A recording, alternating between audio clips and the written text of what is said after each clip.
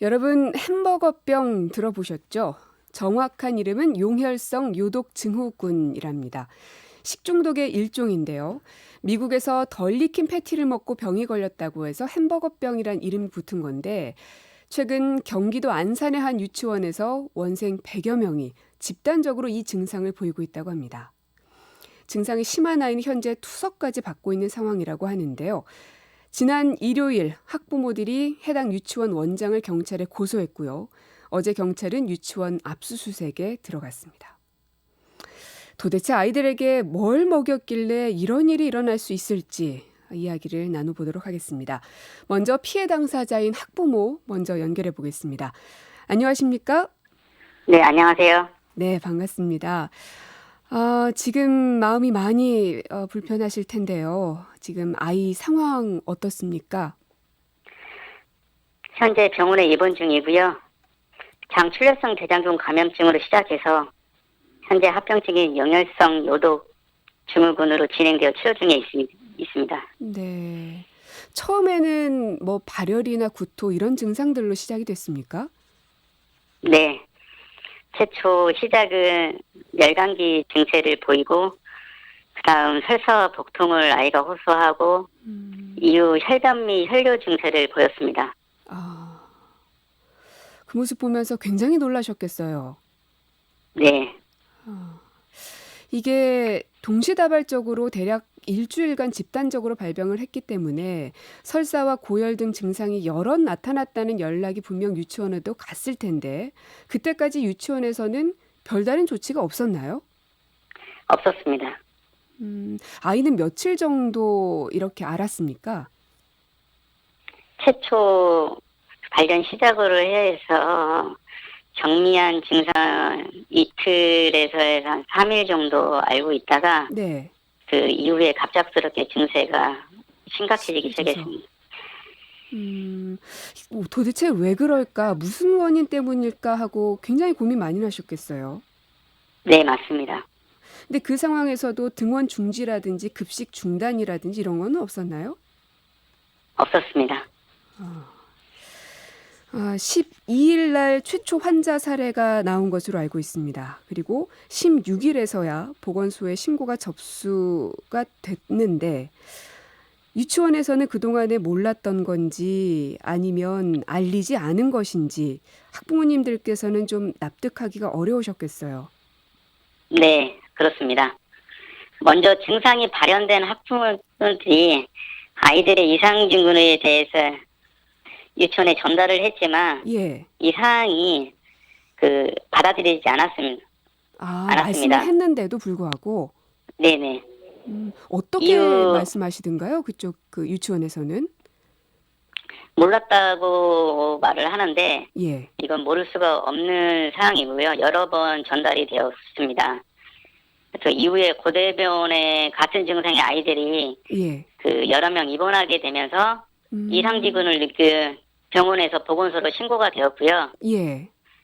그 전에 그 병원에 입원하기 전부터 아이들의 상태가 이상하기 때문에 먼저 유치원에도 여러 번 전달을 하였던 걸로 알고 있습니다. 그래서 전혀 몰랐다는 사실에 대해서는 납득이 되지 않습니다.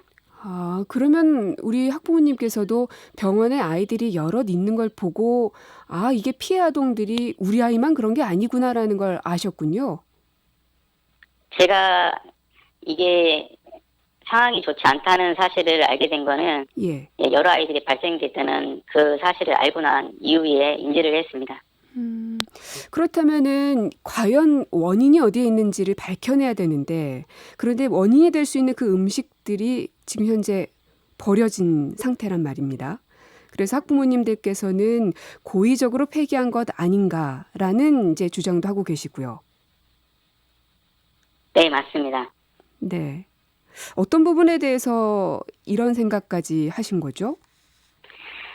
최근에 유치원 원장이 학부모들에게 보낸 문자를 보시면 그 급식의 경우에는 보존식으로 보관을 했지만 네. 저의 부지로 방과 후 제공하는 간식은 보존식을 보관하지 못했다라고 되어 있습니다. 네네. 오랫동안 유치원을 운영했다는 분이 학부모들도 알고 있는 보존식 규정을 모르고 있다는 게 이해가 과연 될까요?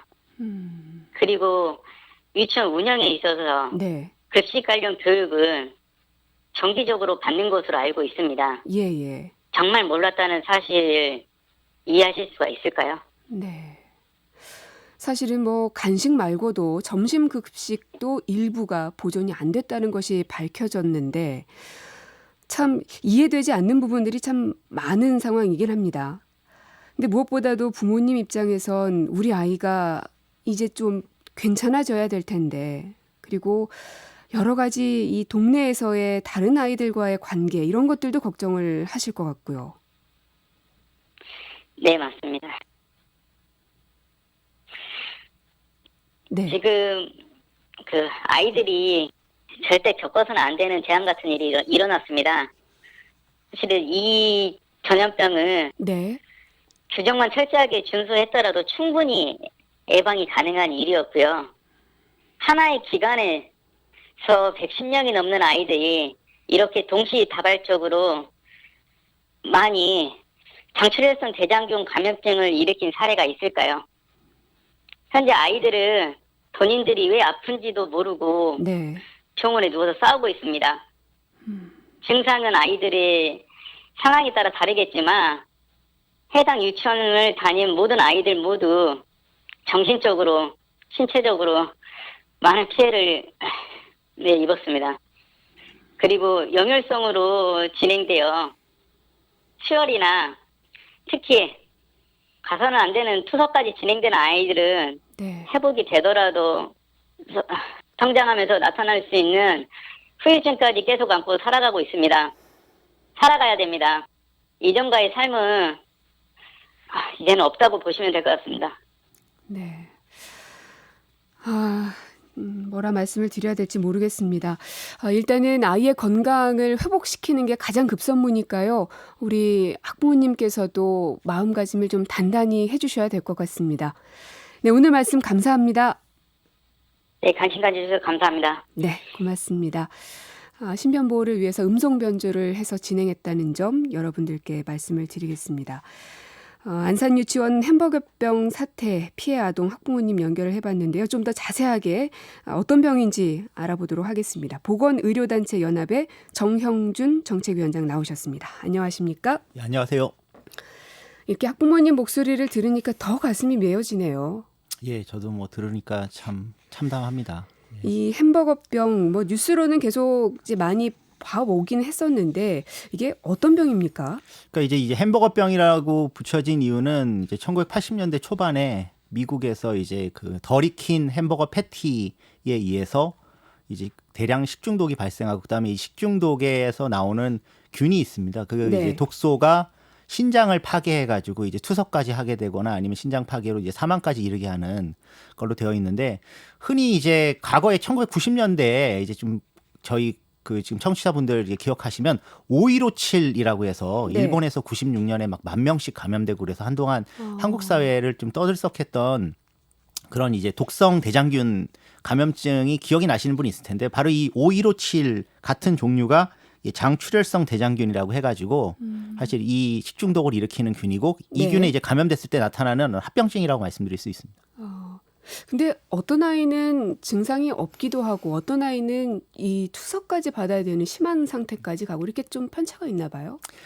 일단 이제 뭐 모든 질환이 다 마찬가지인데요. 뭐 코로나19도 지금 다들 뭐 경험하시겠지만은 사람마다 증상이 좀 다르지 않습니까? 뭐 이제 그래서 그런 부분이 이제 본인이 갖고 있는 면역력하고도 관련이 있을 수 있고 그리고 가장 중요한 부분은 이제 이 그 독성 대장균을 얼마나 섭취했느냐 이 양하고도 또 관련이 있을 수 있고요.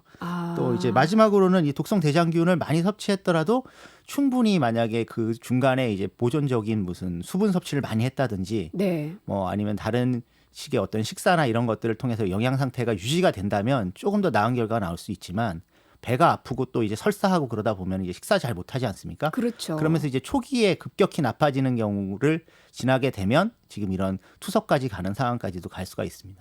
사실은 아이 키울 때 설사를 하면은 굉장히 위험하거든요. 네, 맞습니다. 왜냐하면 이게 완전히 이 수분이 다 날아가 버리게 되면은 아이가 기력이 없고 기력이 없으면 뭘 먹을 수가 없고 그러니까 악순환이 반복되기 때문에 아이가 설사만 해도 혹은 식중독에만 일반적인 그냥 식중독에만 걸려도 엄마들은 그냥 비상이 걸리거든요. 근데 이거는 훨씬 더 심한 상태의 식중독균에 노출된 것이기 때문에 아이의 상태는 아무래도 더 심할 수밖에 없을 것 같고요.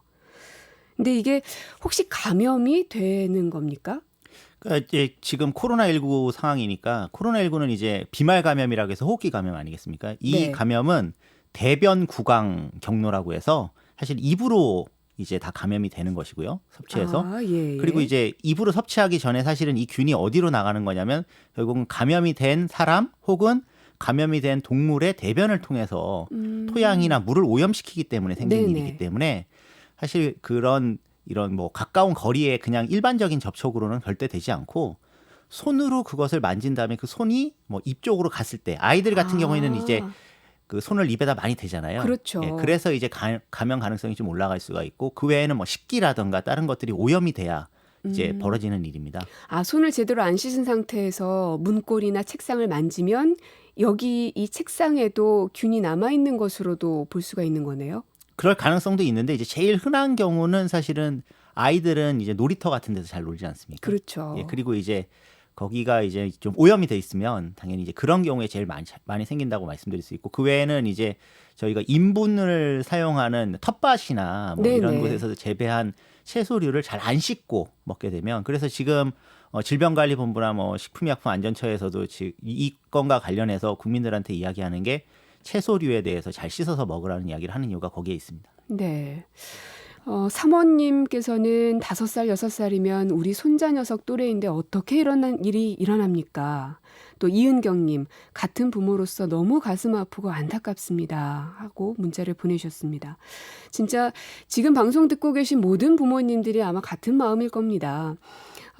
지금 특히나 이제 코로나19 때문에 아이가 조금만 기침을 해도 열이 나는 건 뭐 말할 것도 없고요. 그야말로 총비상이 될 수밖에 없는데 이런 또 다른 병들이 생긴다고 하면은 더 긴장되고 안 그래도 밖에 나가 놀 데도 없는데 놀이터 가는 것도 또 더 우려가 되는 그런 상황일 수밖에 없는데요. 근데 이 햄버거병이라는 게 아이들에게 더 취약한 병입니까? 그러니까 이제 더 정확하게 이야기하면 노인들한테 훨씬 더 취약한 병입니다. 아, 사실은. 그래요? 예. 어르신들께? 뭐 이제 그렇지만 이제 지금 아이들이 걸렸을 때 이제 훨씬 더 좀 사회적 이슈가 많이 되다 보니까 그렇게 됐는데 뭐 아이들은 아까도 이제 뭐 말씀을 하셨지만은 탈수가 될 경우에 예. 급격하게 이제 체액이 감소되면서 이제 뭐 본인의 갖고 있는 면역 체계라든가 아니면 신진대사 네. 항상성 부분이 망가지기 때문에 예. 이제 콩팥인 이제 신장 필터가 빨리 파괴되는 경향이 있기 때문에 훨씬 더 이제 치명률이 올라가는 것이고요. 노인들도 비슷하다고 보시면 됩니다. 그래서 이제 젊은 사람들 같은 경우에는 이제 성인들은 이제 충분히 본인의 체액 유지 능력이라든가 이런 것들이 있기 때문에 상대적으로는 좀 덜 위험한 것인데 사실은 아주 위험한 질환이고 저희가 네. 이제 법정 감염병 2종에 해당되는 것이고요. 예, 상당히 이런 부분에 대해서는 저희가 이제 그동안 잘 관리를 해왔는데 요번 같이 대량 감염은 한국에서는 아마 거의 처음이었던 것 같습니다. 아, 그 정도인가요? 이게 그 햄버거 패티를 제대로 익히지 않아서 생긴 거라고 하잖아요. 그러면 예. 왜 우리는 이제 고기를 뭐 육회로도 먹고 좀 이런 문화가 있는데 그것도 역시 비슷하게 감염이 되거나 병을 유발할 수 있는 음식입니까?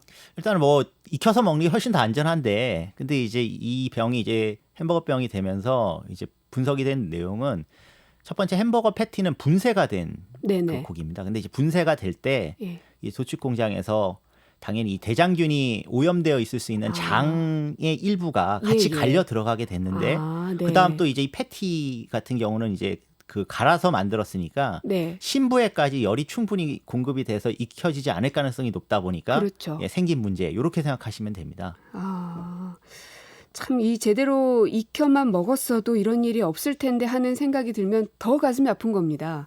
왜냐하면 예. 충분히 피해갈 수 있는데도 불구하고 우리 아이들이 이런 고생을 하는 거거든요. 박정림 씨, 참 심각합니다. 어린이집 원장 엄벌에 처하는 것은 당연한 거고 아무튼 아이들이 회복되길 바랍니다.